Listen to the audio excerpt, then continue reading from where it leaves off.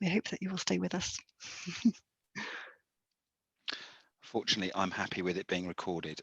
So yeah, apologies everybody up front. I'm at the tail end of a bit of a cold, not the cold, but so I've got a bit of a voice going on. So I've got a glass of water here. Honestly, it is a glass of water. But thank you very much, Anne, for your introduction. You probably covered the first 2 or 3 slides in what I was what I was going to run through. But thank you for the opportunity to come and talk to this community. This talk that I've put together is basically a bit of a dry run for a talk I'm doing at the Business Agility Institute in a couple of weeks' time. So you're not guinea pigs per se, but this is the first time I've sort of talked about this in this way. So feedback would be more than welcome as we go through this. So I hope it sets the right tone. I hope it sets the right level, and I hope you find it interesting. So I'm going to share my slide. I think the plan is basically I will talk for hopefully about 20-25 minutes, and then what we'll do is take a pause and we can have some Q&A, or if there's any other insights anyone else wants to share at that point, that would be great. So if that's okay with everybody, I will share my screen, hopefully share the right thing on my screen. Sorry, one moment. It's all about proper preparation. There we go. There we go. Right. Okay, so hopefully everyone can see that. I was going to presentation mode. Oh no, my graphics card may not be configured properly. We will not go into, oh no, we are going to go into presentation mode. Okay, so making agility relevant, our security services journey. So yeah, what I really wanted to do with this talk was basically, as it says, is talk a little bit about how we're trying to drive the outcomes of doing an agile transformation and turning that into something that's better for our clients and better for our business. In my reasonably limited experience of sort of doing and driving agile transformation, it's become really clear to me that one of the overriding themes is that it's really rooted in technology, and to a large degree is starts and finishes in technology. And certainly if you speak to many of our business leaders, that's what they'll say. They'll struggle to identify what agility really means and why they think it's important. And one of the missions that I set myself when we were setting up the ways of working practice for security services was to bring that agility relevance to the business, because my belief is that you get the real impact from that when you operate end to end, really front to back, and not just within technology. Many of us will work for organizations that are not technology organizations, but that leverage technology to deliver the products and services to their clients. So this is particularly important, I think. So there we go. That's the sort of the backdrop and the context behind the presentation. First slide. So I'm really lucky that I work with an ex-BBC illustrator. So occasionally I'm able to lean on him to provide some fantastic slides. And the brief for this slide was, where is it that I work? And usually what we then do is pop up some horrendous diagram that shows how I fit into a 250,000 person machine. So what we did instead was think slightly out of the box. And essentially security services is like an oil tanker heading for a port full of other oil tankers. And that's what it feels like a little bit, these big group type organizations where you are a big organization inside an even larger organization. What we're trying to do with security services ways of working is steer that oil tanker. That's effectively what we're trying to say with this slide. But to give you some actual useful context, HSBC is made up of 3 main business functions. You've got wholesale, you've got wealth and private banking, or WPB, and you've got MSS, or Markets and Securities Services. That's where I sit, and I look after the security services bit of Markets and Securities Services.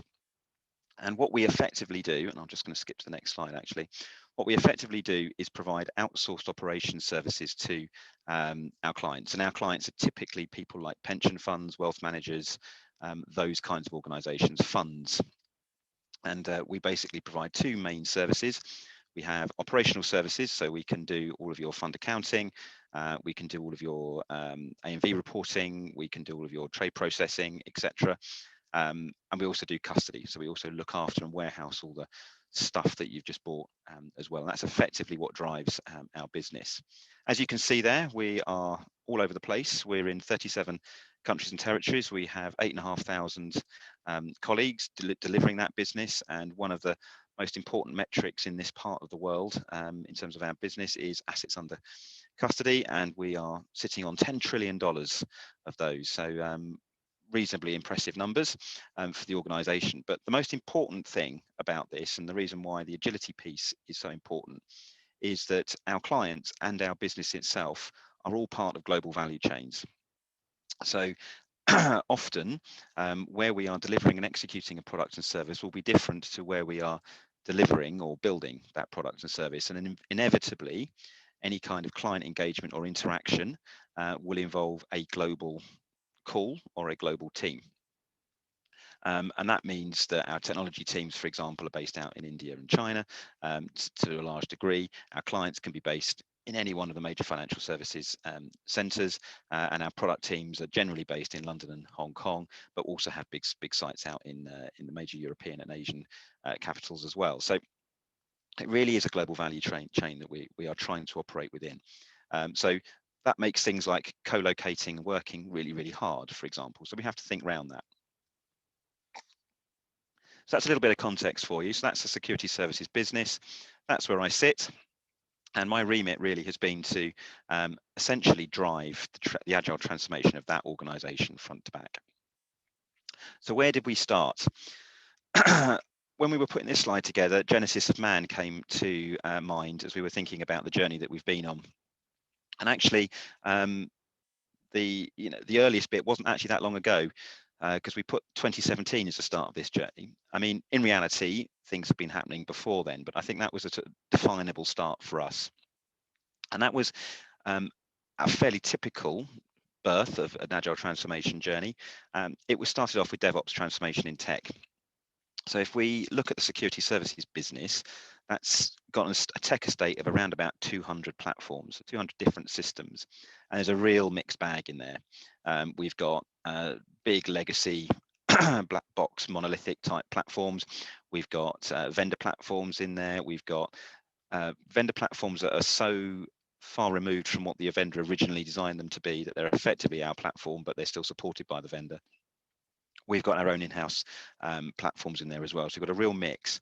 And actually, one of the challenges in that space was being able to get the technology to run at a faster pace. So the first part of the agile transformation was focusing on that. We discovered quite quickly that incentivizing and motivating a business to get running at pace was much harder when you didn't have an infrastructure that sat behind it that was able to deliver at pace. So that's where the DevOps transformation came in. We started off with some fairly high level, but actually really effective OKRs around doubling the production, halving our releases and halving our minor incidents and quartering our major incidents. That was our plan. So every team was benchmarked in technology and they ran at that. And what that did was drive a whole host of improvements around bringing our automation of our testing and our release processes, and also collapsing our run the bank and change the bank teams together, and all the sort of fairly standard stuff you'd see under a DevOps transformation. Fast forward 22 years, so that's all whirring away in the background, and we're starting to see some pretty impressive improvements around that double half quarter set of objectives. And then we run into a strategy refresh from the business. So at this particular point, it was decided that we were going to look at a 5-year future strategy. And I guess the key outcomes from that were that we wanted to significantly increase the revenue of the organisation, and we wanted to manage our cost base, so effectively creating a much wider positive jaw for the organisation. Now, the way in which business is generated for security services organisation is it has been a fairly one-for-one mapping between cost and revenue. So you want to put new revenue into the business, you've got to spend. So if we're going to increase our revenue, it looks like we're going to have to increase our cost. So ways of working was then born out of that, and it was decided at that point that the objective of the ways of working team was to maintain that positive jaw. Okay, And we got our fag packets out and we scribbled on the back, and we worked out that probably meant we needed to be 3 times more efficient at delivering and executing change into the organization than we were at that particular point. So that's fairly transformational, and that's what we needed. Actually, we needed something that was bigger than a 5% uptick. With a 5% uptick is easy to hide and easy to game. A 300% uptick requires some serious rethinking about the way you organize. So we were just getting geared up on that, and then everybody knows what happened in early 2020, and sort of took a slight left turn for us in terms of what we were expecting to be doing. What it did do, though, was prove out a few things, and it accelerated quite a lot. I'm sure everyone who's been through that will have sort of been through the experience of suddenly having to bring almost your entire organization into a remote working environment. What that did was give us a couple of things. It really challenged our control space. It really challenged our view on our productivity, and it really opened up our minds and our eyes to the power of empowerment and enablement, because suddenly we had to trust our teams to deliver and execute in a distributed way. I'm pleased to say that our teams didn't let us down. And actually, when we look at our performance over that period, our productivity was very, very strong. And we put that down to a couple of things. One of the big drivers that I put that down to is the focus or a single focus, protect our clients. What that did was cut through a lot of what was previously quite onerous governance around what was going to be the priority. Suddenly we're in a position where it was very, very clear. Teams understood what the priority was, and they were able to run at it. It also forced us to roll some technology solutions out very, very quickly. So things like Zoom, things like infrastructure that sat behind our our Citrix service, etc. All of that needed to be upgraded, and what previously would have been planned for a multi-month process had to be condensed into days and weeks. What that proved to us is that we can do this. We can do this at pace, and we got our people used to the idea of iterative change as well. So we weren't going to do the full rollout of Zoom in all its bells and whistles from the first day. We were able to iterate that release, and what that did was get people comfortable with the culture of iterative releases, but getting things quick. So that was good. That was some really positive learnings that came out of that. As we started towards back end of 2020, we decided to look at that ways of working practice outside of just the change team and think about it more end to end. And that's when I started having discussions with our COO, and we set up the practice as it is today. So the practice moved out of the change and tech world into the COO world and took on the scope front to back. And that was another sort of transformational step for us. And from that, we then started to develop the ways of working framework and started to really think about what agile capability looked like within the business. In December 2021, so literally a few months ago, we launched our initial value streams. And we completed our experiments with flow metrics, and I'll talk about all these things a little bit more later on. And we launched our coaching framework. They were the 3 pillars that we wanted to start with. And 2022 is really been about, so far, has really been about cementing that and scaling out. And I'll get onto that as we talk about that on the next slide. So this is, excuse me. So this is our ways of working practice. So this is a little bit more detail around what I just talked about on the previous slide. So we have, turns out we have a view that we do things in 3s. That wasn't designed, that's just how it ended up. We ended up putting all this together. But we look at agile transformation through 3 lenses. We look at it through the organized lens. So how do we influence our organizational design for better agility? And we're looking at that through the value stream construct. So we are a massively functionalized business at the moment. So the delivery of a product or a service to a client cuts through multiple functions. Each one of those functions has its own strategy, has its own budget, has its own success criteria, etc., etc. That creates quite an impressive list of governance meetings that we all have to attend to try and sort out what's most important. So we're focusing on value streams. Our value stream construct brings 4 of those functions together: product, product delivery, so the change management function, technology, and operations. But across those 4 functions, you're essentially delivering 3 different types of value. Ideation, so this is solution design, pre-sales work, so working with clients on what the art of the possible is and what might they choose from our suite of products and services available, but also includes things like the vision, where we're heading, understanding the market, and having a sense of that anchor around which the product is sort of centered. Delivery, this is the execution of change. So this is really where we spend our investment dollars. We generally have 3 different types of change. We have big client onboarding work, multi-month, big project work, big program work, existing client change, and sort of operational efficiency or internal change work. So that's delivered through Deliver. And the last part, value, that the value stream is responsible for, is running it. So owning the product or service in BAU. So this will either be our operations teams or our technology team, so they will own that. And so that's our model: ideation, deliver, and run. And that's what we're setting our value streams up against, with those 4 functions coming together. Then we have our execution or execute sort of lens, and this is really around data. Now we're starting off focusing on flow metrics, and it's been really liberating. And I'm going to talk to you in a couple of slides time about some examples we've got of teams that have really embraced flow and the benefit that they're seeing with the client. That's the point of this presentation, which is how do you make it relevant for your business, for your clients. But of course, flow is just one tool set in that execution space. So a lot of things like, how we do lean portfolio management, how we operate OKRs, how we do our QBRs, all that sort of stuff would sit within that execute space. And the last part is operate. So this is our coaching space. Oh, hang on. There we are. Everyone's left. Anyone can see me. There we are. That'll come on in a minute. So this is really our people and our culture.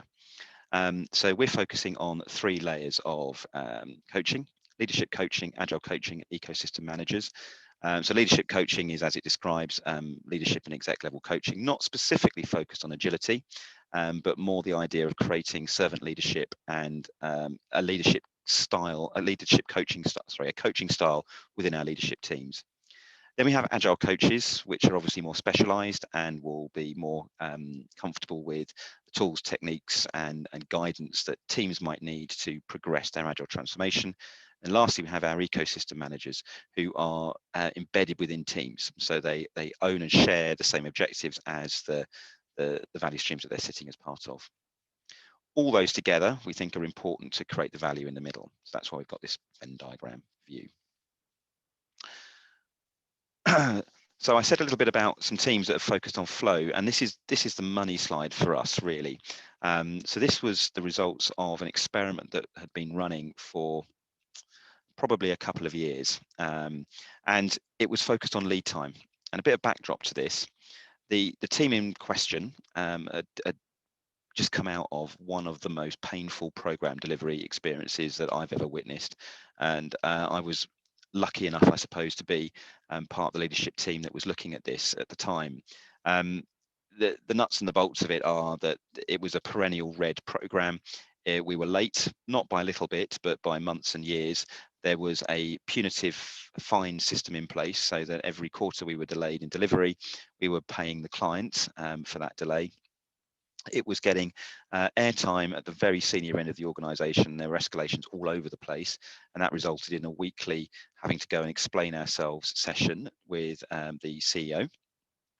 And the client had lost a lot of faith in our ability to deliver and execute. So we weren't in a happy place. So at that point, once we finally got delivery over the line, we took that opportunity to pause and reflect and say, we cannot let that happen again. So we set a different set of objectives. We were focused on lead time as the sort of focal point for the team, and off they went. So we've talked about using the FSHR dashboard here. I'm not ashamed to say it's a complete and total rip-off of John Smart's Better Value Sooner, Safer, Happier concept. And what we were essentially doing is building a set of data points around the idea of speed of delivery, so getting things out to our clients faster, getting things out to our clients safer, so focusing on the risk metrics, doing that within a culture of a happier team, and focusing on strategic alignment, so the right bit.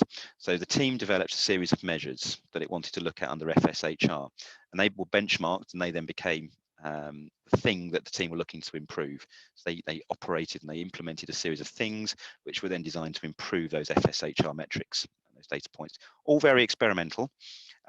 We got some things very right, we got some things very wrong. The metrics that really stuck were around lead time. Now this team started off life with a lead time, we've got 113 days there, but actually on the quarter previous to that, it was peaking at around about 160 days. So this was the amount of time it was taking to get something to a client from the point at which they were asking for it. And we'd implemented an internal flow metrics tool that sat over the top of Jira and basically tracked the status changes in Jira as it went through from the point at which it was put in to our release system called GSD, which is the point at which the code was released and the product was delivered to the client. So we tracked all the state changes in between those points, and lead time was the total end-to-end for that. As you can see from the graph, focusing on that and then driving a series of improvements through that has dramatically collapsed that from 160 days, as I say, the graph point before this, down to 22 days at its lowest. One of the things that that drove that, focus on release cadence. So this is a vendor platform, and it was a quarterly release cadence. So the team focused massively on getting that down from quarterly to, or increasing that from quarterly to multiple times per week. So this was leveraging the DevOps work that had been going on the previous years. And they saw some pretty impressive results pretty quickly with improving the release cadence. And what that also did was drive a couple of other things. It enabled them to reduce the size of each release massively, which meant actually they spent less time focusing on defects, which gave them more time to spend on the feature list or the backlog queue. So there was all sorts of compounded impacts of focusing on that release cadence. To support that, we started developing the multi-skilled teams. So this was around bringing our BAs, basically our BAs, our testers and our developers and product people together into single teams and allowing them to co-design and build solutions out together. That was a huge game changer for the team. That took days out of the lead time, because you were no longer focusing on those handovers, and you were bringing those teams together, and you were giving them a single objective and allowing them the power to solution design within those, we call them pods within pods, but you were allowing those teams to solution design together. And that drives us onto that collaboration across functions as well. So ops have been heavily involved with this, and this was fantastic for us to see, because ops have often felt like the poor relation in this value stream flow, often feeling that all the money and all the effort is prioritized on new revenue, and they're left holding the baby with all the manual processes and terrible tactical solutions that get delivered when you're trying to do things at the last minute. So bringing them into the conversation was a game changer. Not only did it allow them to feel part of the design process, it also exposed our product teams to a lot more of the challenges that operations face. In turn, allowing them to take a longer term view, which is if we fix some of these operational challenges, actually that will enable us to deliver more revenue in the future. So it was a bit of an eye-opening experience for the whole front to back team. So they've been ploughing along at this for 18 months, 2 years, and having some great results. As you can see from our this has resulted in, we now have happier clients. As I said at the start, this team came out of a very low point. We had red everywhere on our client satisfaction survey, and it was the hand grenade team. It was the one that nobody wanted to pick up and own. I would go out on a limb and say that it's one of our top performing teams right now in terms of client satisfaction, but also in terms of ability to deliver and execute. Reduced delivery risk. Our delivery metrics have dropped by 90%. So they've done a fantastic job in taking away pain of having to manage defects post-release. And also they're able to focus much more on feature delivery rather than defect delivery. These last 2 points are the really important one from a business point of view. So the backlog has transitioned away from firefighting. So we are no longer spending 100% of our backlog on solving problems with the existing platform. and it's moved much more. I would hazard a guess, probably between 30 and 40% of the backlog now is focused on tomorrow. So developing the solution, developing the product, developing the service, and imagining what it looks like off of the vendor platform that we're on, and how do we start to leverage some of our digital and data platforms and solutions that we've invested money in. Interestingly enough, this team is also probably going to be the team that is given the job of commercializing some of our digital and data estate as well. Now, 2 years ago, that would have been unimaginable, right? But now the faith and trust is in the team. And the last point here is also one that's pretty important, the investment spend. So in a project-based environment, essentially teams bid for project money every year, and then they depend on that prioritization process and that budgeting process happening in a condensed way to give them the money to go and do their projects. What that means is that some teams stake massive amounts of their resource on going through that budgeting process. When that budgeting process doesn't take or takes too long, they're locked in, and it's very difficult for them to make progress. What we've done with this team is pretty much take them out. So their investment spend is pretty much flatlined, and they've asked for very little, if any, extra resource over the last two years to deliver this improved and increased backlog. And in fact, actually, their CTB spends, their investment spend has gone from around about 10 million bucks in 2019, and I think at the last count it was about 5 this year, and has been static across 21 and 2022. So they've halved the amount of money that we spend in that space. They've significantly improved the delivery to the client. They've transitioned away from the legacy platform and onto the future platform, and they're operating a much more stable investment profile as well. So this has been a real success story for us, and that formed the blueprint of the Agile Transformation Framework that we pulled together. You'll be pleased to know this is the last slide. What have we learned as we've gone through this process? The business has to care. This is really important. If the business doesn't care, then they won't engage. And one of the big traps that I've seen us fall into is focusing on the wrong stuff, focusing on doing agile rather than being agile. And this is a big problem for big organizations, because they like to measure stuff and they like to measure easy stuff, and they like to see instant results. So measuring things like how many scrum masters we have, or how big our team sizes are, or whether we're doing process X or process Y, is a measure of doing agile, but it doesn't tell you that you're getting the business outcomes. Where we've been successful is we've pegged the transformation to something that business cares about. In this case, it was lead time and reducing the time it takes us to get client deliveries to client, because that's how we monetize and how we generate revenue. That's been a really important lesson for us. How do you change successful people? This was an interesting culture challenge for us. We're 150 years old. We've got 150 years of learned behaviors within us, and we've also had hordes of people that have been very successful operating in that environment, and we're now telling them they have to do it differently. And what they're looking at is past performance, and they're saying, well, actually, I behaved like this for my entire career, and I've always been well rewarded. Why do I change? And that's been a big challenge for us. I'm not sure we've quite dealt with this one yet, and we've got some big sort of conversations to have around how you use the incentive structure that we run, the annual incentive structure. How do you use that to generate and push the right behaviours? So that's an area of focus for us. But you can see where you've got your blockers in the organisation, and it's generally because they've been rewarded for behaving in a certain way. Until we change that, it's going to be really hard. The third point is around the external network. This has been brilliant. So meetups like this, but other external networks. It's fantastic to be able to talk stuff through.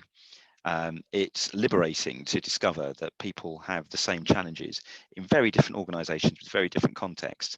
And it's fantastic to be able to validate some of your thinking. I think this is particularly true when you might be fighting a machine a little bit in terms of the organization that you're in, to be able to talk to people outside to say, well, actually, am I bonkers if I think like this? So the external network's been phenomenal. And the last point, trust. I learned this the hard way. Your biggest allies can sometimes come from where you least expect.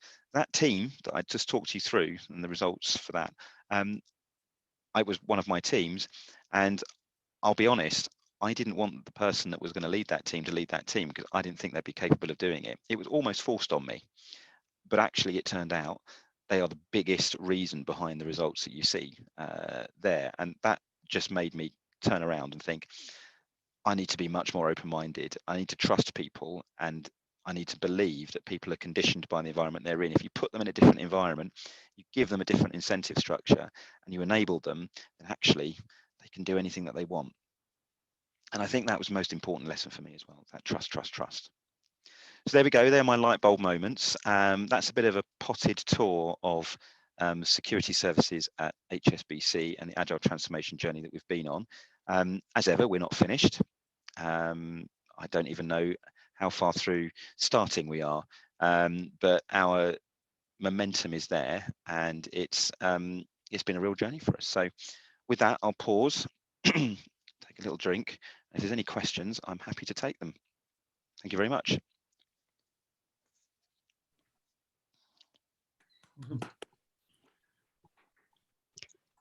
Thank you, Chris. Chris, I'll jump in if go for it. If that's okay. First of all, thanks very much. That was very enlightening. Sounds like you've had a good journey, or are on a good journey. Could you tell me a little bit more about the leadership coaching that you mentioned, I think on the second or third slide? Yeah, so coaching, we've discovered quite early, is essential. There's very little value in just pushing tools and training sessions out to people if you don't have an effective way of supporting teams who are going through that. There's a lot of interest, but then a lot of like, oh, I don't know how to make this work. So the coaching component reared its head early on. Now the coaching framework that we've pulled together is as a result of probably learning our way through that. So the leadership coaching is actually a partnership that we're doing with an external coaching accreditation organisation, the Association for Coaching. And essentially what we're doing is developing a cohort of senior leaders and leaders, so exco and exco -1, who are accredited leader and exec coaches. So they're going through the process of becoming accredited. That's a massive carrot for them. But what that's doing is giving us two things. It's giving us a network of people internally who know how to coach and can coach effectively and can then be our internal coach network. But it's also giving them coaching as a style for their own leadership, because they own and run big parts of our organization. So that leadership coaching is really important for us. I'm really pleased actually that we were able to be, I'm going to make some crazy wild statement. I think we're one of the first organizations that were able to get external accreditation done through an internal training program. So that was a big piece of work, for us. And we think by the end of the year, security services will have probably about 30 to 35 accredited leader coaches. And I would say probably about 15 of those would be accredited exec coaches, and the wider markets and security services will probably have about 70 to 100 leader coaches. And we're seeing the results of that right now. So there's certain tools and techniques that they teach you through the coaching process, things like supervision, things like reflection, which actually people are taking back into their teams now. And I've seen some teams are now setting up routine supervision sessions, and there's been some phenomenal feedback off the back of that. So that's really working for us. I'm really, really pleased with that, actually. Does that make sense? Yeah, it makes perfect sense, and it's a piece of the puzzle that I often see missing in the leadership aspect. I've said it before, and I'll say it again. One of my favourite quotes, I won't tell you where from, but was a senior leader said to me, "We're right behind this transformation. Let me know when you've finished." Yeah, exactly, exactly. And I think actually that's the sort of, and we still get that, right? The transformation is what other people do. I'm fine, right? It's them down the hill that need to do the transforming. So it's been good to get them involved and engaged on that journey. And I think actually getting the leader coaches partnered with the agile coaches has been also quite important as well. We've not branded or labeled that leadership coaching strain as an agile thing, right? It's not associated with agility. It's just a thing we want them to do. Now, obviously, we're secretly giving them messaging through the coaching about agility, so they're learning a lot about what agility means, but it's not branded in that way.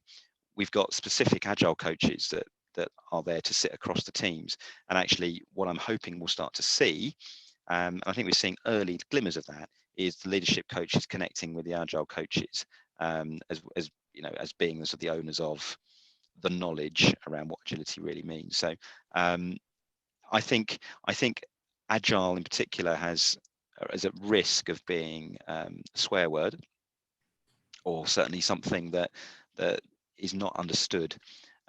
So if we can try and get these tools and techniques into the organization without associating it with agile, I think that's not a bad thing necessarily.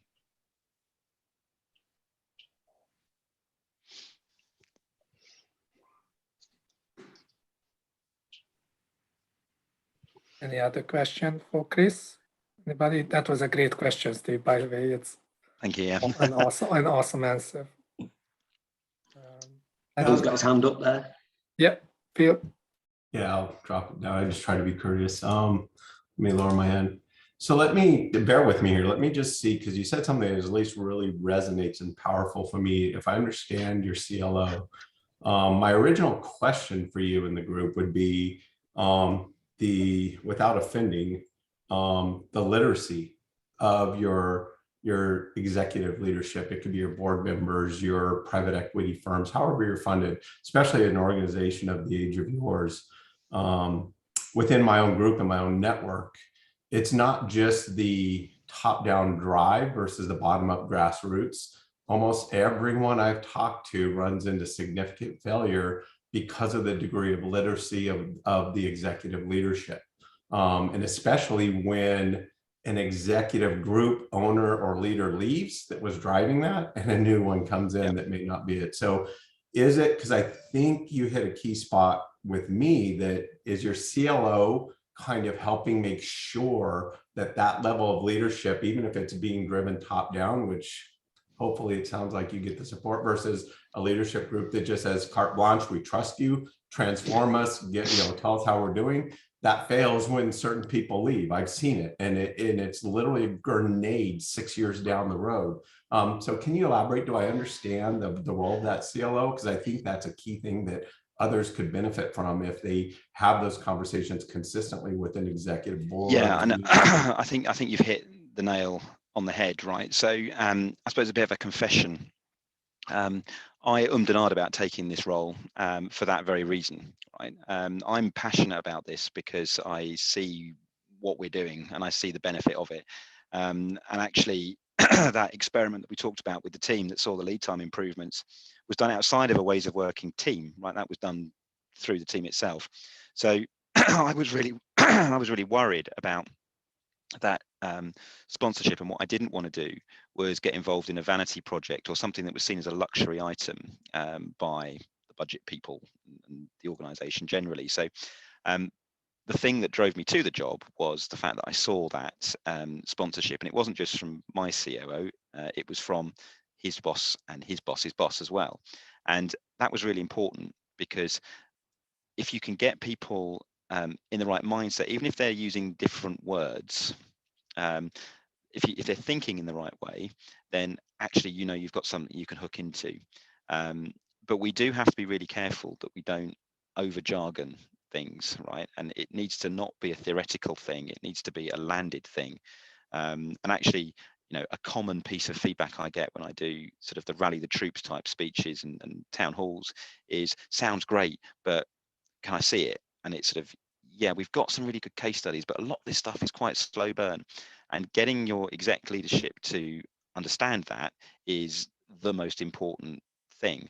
I had some, and I still do have some quite frustrating conversations where we talk about moving to value streams, and I say, okay, well, that means I can take 10% out of my budget next year. So, well, it doesn't mean that, actually. It means a whole host of other things. But yes, you should be able to get to a point where you're more efficient with the way you use your team, and that might mean that you can take cost out of it. So we're still fighting that.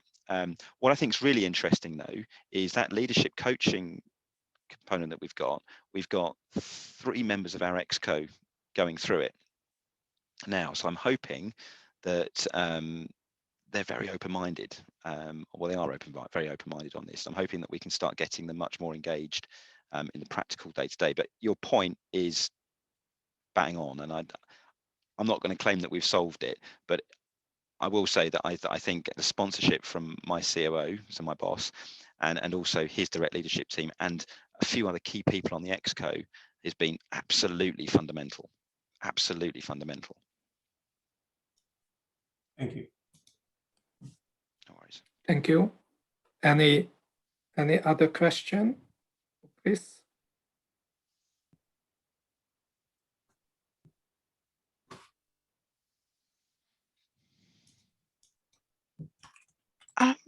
I've got a comment maybe. It's interesting how you talked about how you change successful people, and you also talked about the importance of trust and how there was a light bulb moment for you around that. And I wonder whether there's a linkage actually between those two things, whether once you've built up a level of trust,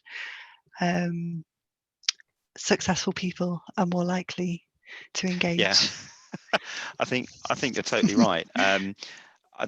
Yes, and that was sort of the big surprise to me. If I had to write down a list of people that I thought, right, okay, you're on the bus, and I want you helping me to drive this stuff, that list might look very different to the people that are actually driving the bus for me right now across the organisation. And I think there is you've got to, I was wrong, okay, and I got that wrong, and actually it's taught me to trust people first.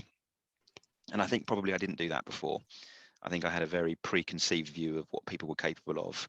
And that wasn't necessarily based on any real fair evidence. So it really challenged me actually on that. And I remember having that sort of challenging moment where I'm sitting there thinking, I got that wrong. I got that really wrong. I wonder what else I've got wrong. And then sort of looking across the organization. And I think it was really liberating. But that's just me. The incentive structure needs to do the same, have the same process, go through it. And that's a really hard thing for us to do, because particularly in financial services, it's a really, really ingrained process, because you're not just fighting your team or even your business or even the wider organization, you're fighting the market at a certain point, right? Because actually that's where your talent competitors are, right? So that's a big nut to crack. So in certain ways, we've got to try and figure out how we make the best of what we've got in that space. But the trust thing, that's within our gift. We can do that. But that was a really wow moment. I remember it. Oh, thank you. That's really helpful. Thank you so much. Another question, Jill? Yeah.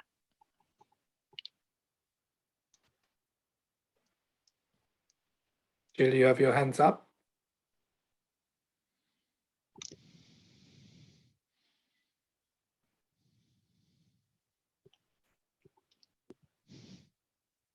We cannot Can you hear me? Hello? Now we can, hear yes. you now, Yeah. Okay, apologies about that. First of all, Chris, I wanted to say this was a fascinating presentation, well presented, inspiring, really great, and nice to see. Just some feedback on the presentation itself. You said you're open to constructive criticism. Absolutely. I've got my pen.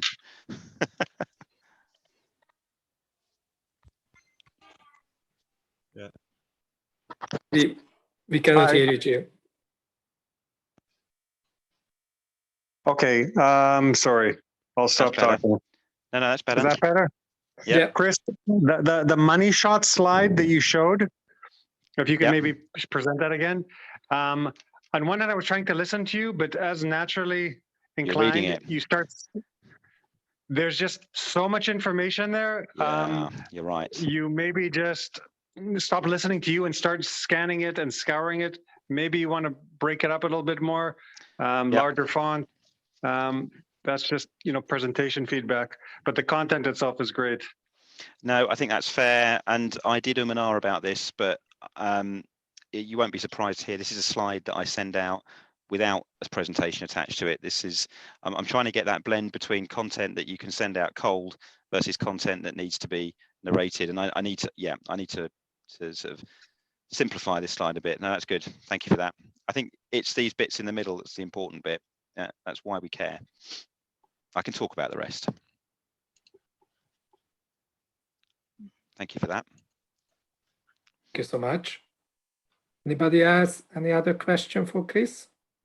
Not a question, just a huge thank you for your insights. It was very inspiring. And just to mention on the slide that was just talked over, for me, I found it really helpful also to have the details. I do like both to listen and to read. So just a bit of opposite feedback, because it can be perceived slightly differently across the different groups. And I also find this as a challenge to have crisp slides, but at the same time sending those over by email without presenting. So I feel your pain in terms of trying to balance that online. Yeah, thank you for that. I think I'd probably need 2 decks, don't I? I need one that I talk to and one that I send out. Coldo, I've learned something. I was trying to multitask the deck, but I think that's fair.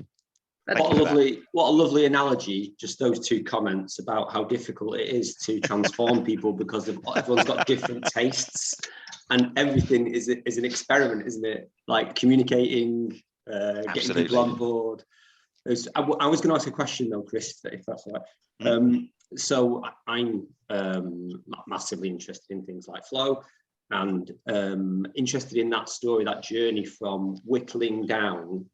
Well, obviously you probably don't whittle it down, but discovering the lead time of all metrics that you were tracking and using was the most pivotal. Maybe is that maybe how you describe it? Yeah, and I think for a couple of reasons. Firstly, because we started off looking at this from a change delivery point of view. So that's where a lot of the pressure comes in, and there's a perception from the business that we take too long and we cost too much.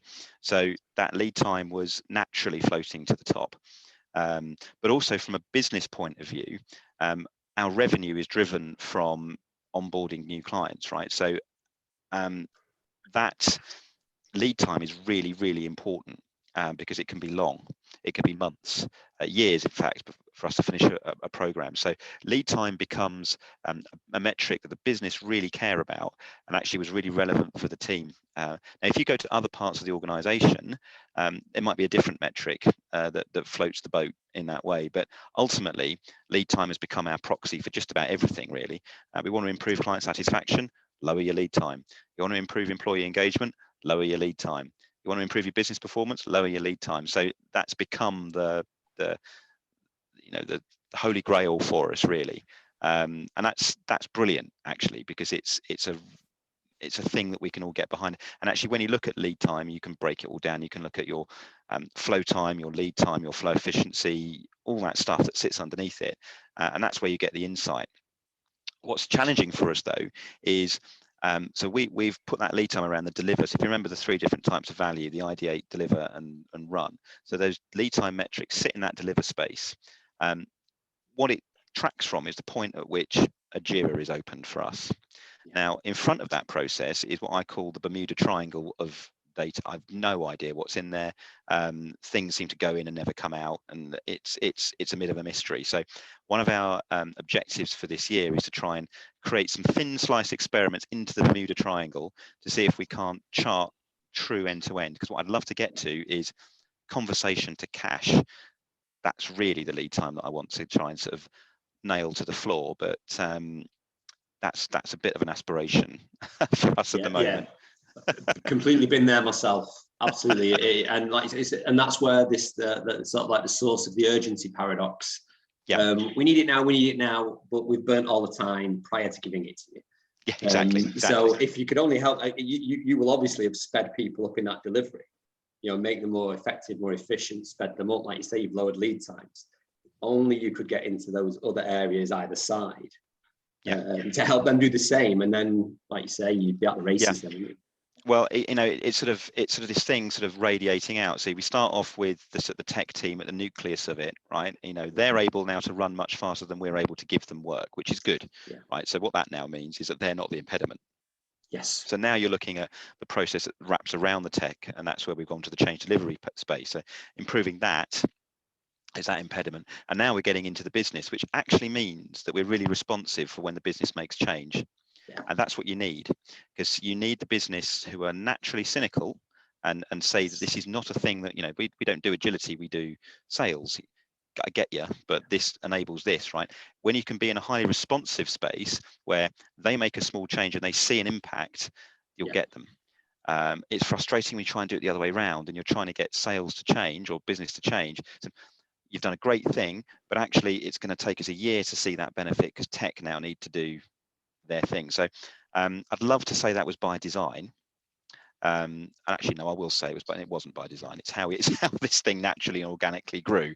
But I think it's an outcome from it, is that we're scaling out like that. Yeah, brilliant. Love it. Well done. Thanks so much. Any other question? Steve, you might have another one. You just came off mute. No questions. I think we are just reaching the end of the hour. So thank you so much, Chris. This was a really brilliant presentation. We're gonna post it onto the Soonest If You're Happier YouTube channel for everybody to rewatch. I'm definitely gonna rewatch. So thank you so much. You are turning the ship around, definitely. Well, thank you very much for listening, and thank you very much. Thank you so much. Thank you. Goodbye. Chris. Thank you. Cheers. And Bye-bye. thank everyone for joining us. And just before you leave, I posted to the chat a link to our Menti poll. If you've got a couple of seconds just to complete a very quick question, we would appreciate it for a little bit of feedback on our session.